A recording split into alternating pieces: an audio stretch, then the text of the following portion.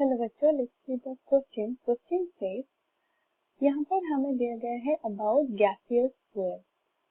आजकल gaseous fuels very popular हो गए हैं। उनका रीजन ये है क्योंकि गैसियस फ्यूल में कैलोरीफिक वैल्यूज ज्यादा होते हैं। That means they are having high calorific values और वो स्मोक और ऐश प्रोड्यूस नहीं करते हैं। दैट मीन्स वो एनवायरमेंट पॉल्यूशन नहीं करते हैं। Gaseous fuels can flow through pipe और इजीली वो फ्लो करते हैं थ्रू पाइप और उनको कंबशन प्रोसेस के लिए हमें कोई स्पेशल डिवाइस का रिक्वायरमेंट भी नहीं होता है। नेक्स्ट हमें देखेंगे डिफरेंट टाइप ऑफ गैस। पहले in the case of coal gas. Coal gas एक वो गैसियस फ्यूल होता है क्योंकि वो कंटेन करता है 95% ऑफ कंबस्टिबल गैस और उसमें प्रेजेंट होता है hydrogen, methane, carbon monoxide etcetera.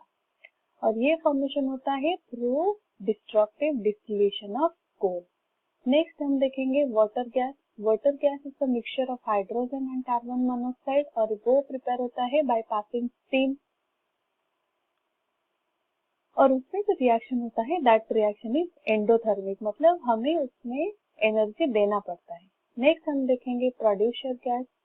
Producer gas में क्या होता है, उसका जो calorific value is very low, that is lowest calorific value और वो फॉर्मेशन में प्रिपेयर होता है passing air over red hot coke और वो कंटेन करता है mixture of nitrogen and carbon monoxide. Next हमें देखेंगे semi water gas. Semi water gas मतलब mixture of water gas and producer gas. Water gas और प्रोड्यूसर गैस को mix करके अगर हम फॉर्मेशन करते हैं तो वो बन जाता है हमारा semi water gas. Next is oil gas. Oil gas हम प्रोसेस या फिर यूज करते हैं लैबोरेटरी में बाय क्रैकिंग ऑफ केरोसिन और वो मिक्सचर ऑफ हाइड्रोकार्बन होता है। मेनली उसमें प्रेजेंट होता है lower hydrocarbon. Next LPG which is liquefied petroleum gas, जिसमें कंटेन होता है C3 and C4 hydrocarbon of alkane and alkene. Alkane और अल्किन का C3 C4 हाइड्रोकार्बन मतलब प्रोपेन और ब्यूटेन और जो कि हम यूज करते हैं सिलेंडर में फॉर डोमेस्टिक यूजेस। हमें यहाँ पर पूछा गया है which of the following is a cracking process.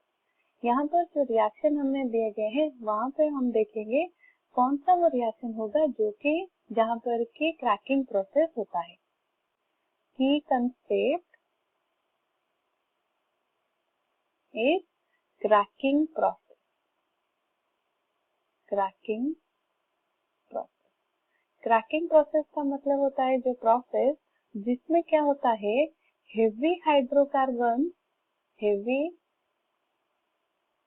Hydrocarbon break हो जाते हैं। हाइड्रोकार्बन मॉलिक्यूल्स broken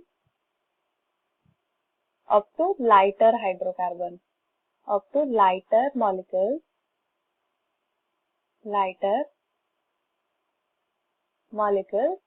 by अगर हम उसमें अप्लाई करते हैं हीट और प्रेशर और इसमें अगर हम ऐड करते हैं एनी टाइप ऑफ कैटलिस्ट। क्या समझ में आया हमें इसमें से? अगर हम अप्लाई करते हैं हीट, प्रेशर और कैटलिस्ट, एक हाइड्रोकार्बन ब्रेक हो जाता है और फॉर्म करता है लाइटर मॉलिक्यूल्स। इस प्रोसेस को हम बोलते हैं क्रैकिंग प्रोसेस। जो पहला रिएक्शन हमें दिया गया है C3H6 प्लस H2 एक अल्कीन फॉर्मेशन करता है C3H8। यहाँ पर हम देख सकते हैं एक अल्कीन फॉर्मेशन हो जा रहा है अल्केन को और जो यहाँ पर number of carbon is same. Next हम देखेंगे जो दिया गया है इज NC2H4 तो वो फॉर्मेशन करता है C2H4N। यहाँ पर भी जो हाइड्रोकार्बन हम रिएक्टेंट साइड में दिया गया है वो फॉर्मेशन करता है same number of the lighter molecules और वो ब्रेक नहीं हो रहा है। नेक्स्ट इज C16H34 यहाँ पर हमें दिया गया है एक हेवी हाइड्रोकार्बन जो कि फॉर्म करता है CH4 plus 2C2H4 plus C2H2 plus 4 carbon. यहाँ पर ये जो ऑप्शन सी में दिया गया है हेवी